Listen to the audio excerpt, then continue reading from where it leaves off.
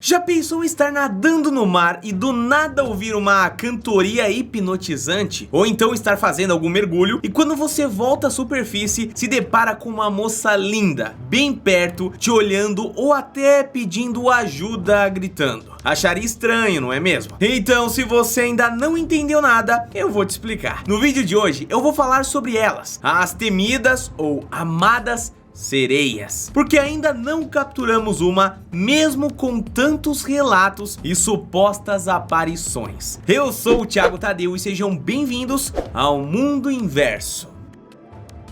Opa, mas antes de começar, família, se você gosta muito desse assunto de sereias, já deixa um comentário aqui embaixo colocando eu gosto de sereias, assim eu vou saber e preparar mais conteúdos parecidos com esse pra vocês, tá? Agora vamos nessa.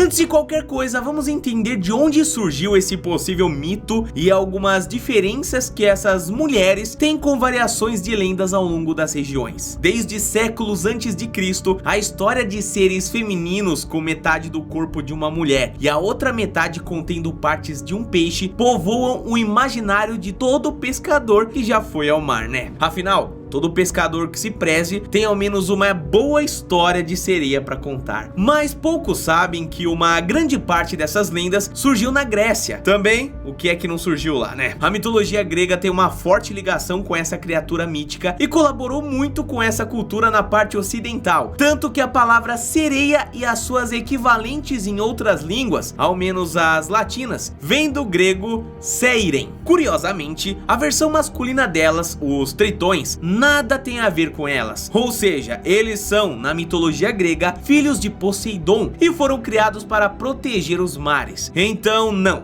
sereias e tritões não formaram uma sociedade subaquática, ao menos de acordo com a mitologia grega, né? Em 1100 a.C., a Grécia contava para o mundo que esses seres eram filhas de um deus conhecido como Aquelo e que havia sido criadas para serem amigas de Perséfone, filha de Zeus e esposa de Hades. Já na parte oriental, a grande colaboração veio por parte dos babilônios. Isso porque eles louvavam ao deus Ia, que era uma mistura de homem e peixe. Porém, a forma de mulher e peixe, que é a mais conhecida atualmente, a parte oriental só veio a conhecer através do povo assírio. Então, no Oriente Médio, as sereias surgiram na forma de uma deusa que descia à terra para cuidar dos mares e da vegetação. Porém, o seu corpo era de forma diferente das outras mencionadas. Podemos ver que até então as sereias ainda caminhavam. Agora, quanto a terem caudas, bom, isso só foi ser descrito pela primeira vez em 680 depois de Cristo, com um monge da Abádia de Malmesbury, já na Idade Média, viu? Nesse período, as sereias eram vistas como criações de Deus e também como uma forma de tentação da carne, e também por ser mortal, testando assim o homem e a sua resiliência. E assim, a cultura das sereias se espalhou pelo mundo, tendo algumas o formato de cauda de peixe, sendo até alterado para uma espécie ali de cobra ou enguia muito grande. Daí, cada mitologia e região foi adaptando a criatura às suas culturas locais. Então nós vemos sereias na Oceania, que essas daqui protegia os marinheiros ao invés de atacar, vai entender, né? Na mitologia africana e europeia, onde são cultuadas e temidas, na Rússia e até no Japão. E bom, no Brasil, por exemplo, nós temos a Yara, mãe das águas, que viveria no rio Amazonas.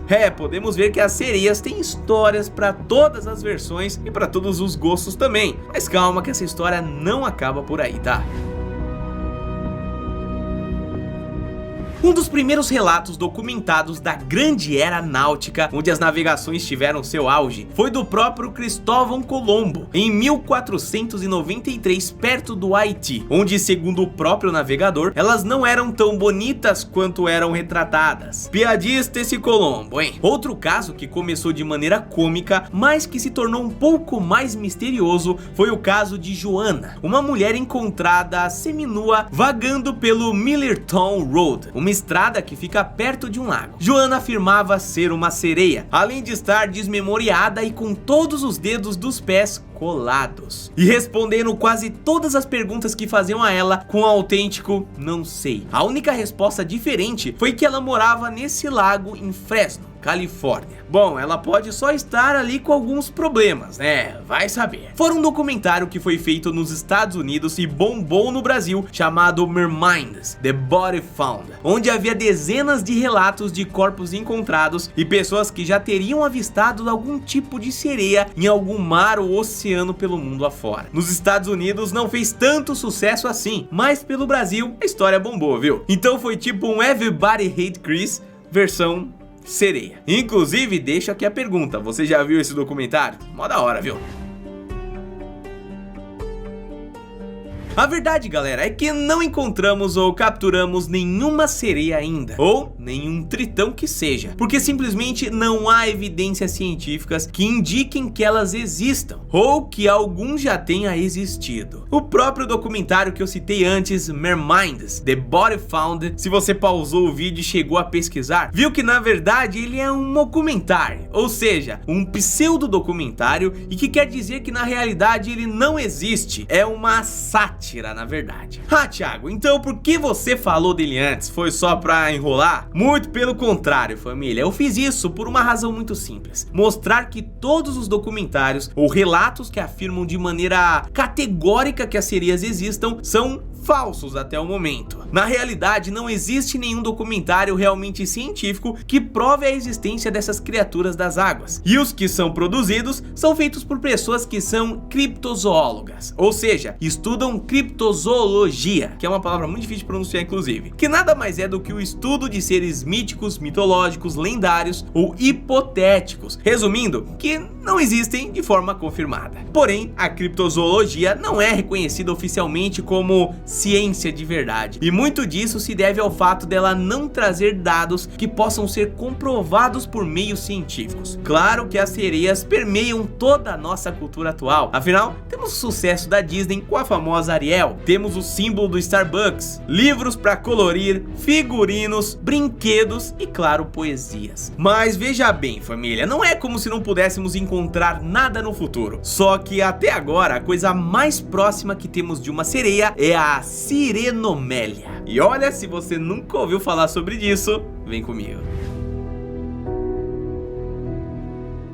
Esse nome estranho, que se vocês notarem tem um prefixo de siren, pertence a uma malformação congênita rara e invariavelmente fatal. Essa condição acaba causando uma fusão de membros inferiores, ou seja, as pernas nascem fundidas como se fossem uma espécie de membro só. Esse nome foi dado porque o resultado se parece bastante com a cauda de um peixe, e por isso a pessoa ficaria semelhante a uma sereia ou um tritão. Mas não pensem que essa malformação poderia explicar o nascimento de toda essa fama histórica, porque na verdade a historiadora médica Lindsay Fritz Harris já teve essa mesma ideia também, e bom, não deu muito certo. O principal motivo para isso é porque a única referência científica que comprova a existência dessa doença é de um documento que data de 1891. No caso, uma cópia do Human Monstrosities, uma espécie de atlas de 4 volumes que foi publicada ali naquela época. O grande problema dessa condição é que muitos órgãos simplesmente não nascem e outros simplesmente são deficientes. Por isso, como eu havia dito, geralmente essa doença é fatal e os bebês não vivem mais do que alguns dias. Mas claro que com o avanço da tecnologia já houve alguns poucos casos de pessoas que conseguiram passar por essa infância ali complicada, né? Como o da Shiloh Jade Pepin, nascida no Maine, que viveu até os 10 anos, e o mais conhecido é o de Tiffany Yorks, nascida na Flórida, nos Estados Unidos. Tiffany fez a cirurgia para separar as pernas e conseguiu a proeza de viver até os 27 anos, se tornando a que mais viveu com essa rara condição médica. Mas para deixar claro aqui, essa doença tem a raridade de 0,8 casos a cada 100 mil pessoas, ou seja, a chance é de menos de 1% de nascer com essa má formação. Outra coisa que devemos salientar é que a internet possui vários vídeos publicados de supostas sereias, Mas claro, como vocês bem sabem, nenhuma delas foi realmente catalogada e dito como um caso de sereia real. Só resta fazer uma pergunta aqui. E você? Acredita que sereias existem de verdade, tendo um fato de que nós ainda nunca encontramos? Ou elas nunca nos encontraram? Deixe a sua opinião aqui nos comentários. A gente se vê no próximo vídeo, fique muito bem. Um abraço e até a próxima.